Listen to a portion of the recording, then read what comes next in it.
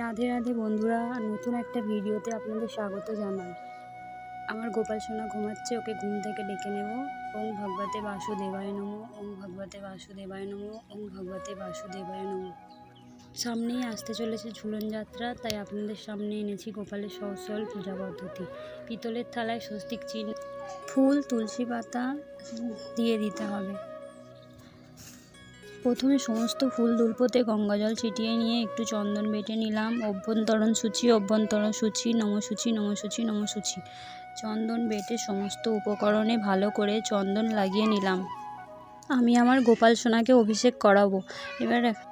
এবার একটা পিতলের পাত্রে গোপাল সোনাকে অভিষেক করার জন্য বসিয়েছি। পঞ্চামৃতের জন্য নিয়েছি কাঁচা দুধ, ঘি, টক দই, মধু, শর্করা অর্থাৎ চিনি। এগুলি একসাথে মিশিয়ে পঞ্চামৃত তৈরি করে পঞ্চামৃত দিয়ে গোপাল সোনাকে সুন্দর করে অভিষেক করিয়ে নেব। বন্ধুরা, ঝুলন যাত্রার পবিত্র দিনে আপনারা অবশ্যই আপনাদের বাড়ির গোপাল সোনাকে অর্থাৎ ভগবান শ্রীকৃষ্ণকে পঞ্চামৃত দিয়ে অভিষেক করাবেন। প্রতি বছর শ্রাবণ মাসে শুক্লপক্ষে একাদশীর দিন থেকে শুরু করে ভগবান শ্রীকৃষ্ণের ঝুলন যাত্রা উৎসব, এবং এই ঝুলন যাত্রা উৎসব চলে 5 দিন ব্যাপী, অর্থাৎ শ্রাবণ মাসে পূর্ণিমার দিন পর্যন্ত। পৌরাণিক কাহিনী থেকে জানা যায়, রাধাকৃষ্ণের প্রেমলীলাকে কেন্দ্র করে সূচনা হয়েছিল এই ঝুলন যাত্রার।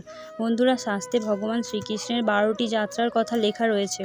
তার মধ্যে 5টি যাত্রা অত্যন্ত মহত্বপূর্ণ, যেমন রাসযাত্রা, রথযাত্রা, স্নানযাত্রা, দোলযাত্রা এবং ঝুলন যাত্রা।